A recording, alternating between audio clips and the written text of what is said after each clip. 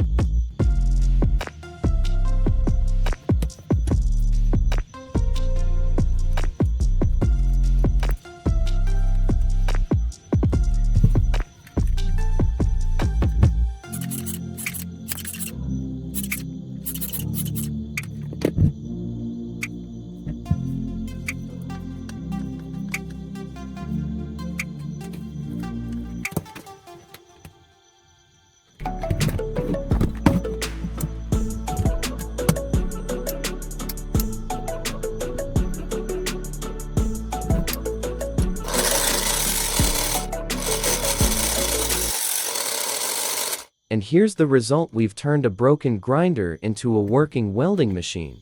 Not bad for something that was about to be thrown away, right? If you enjoyed this project, don't forget to hit like and subscribe. And tell me in the comments, what should I hack next?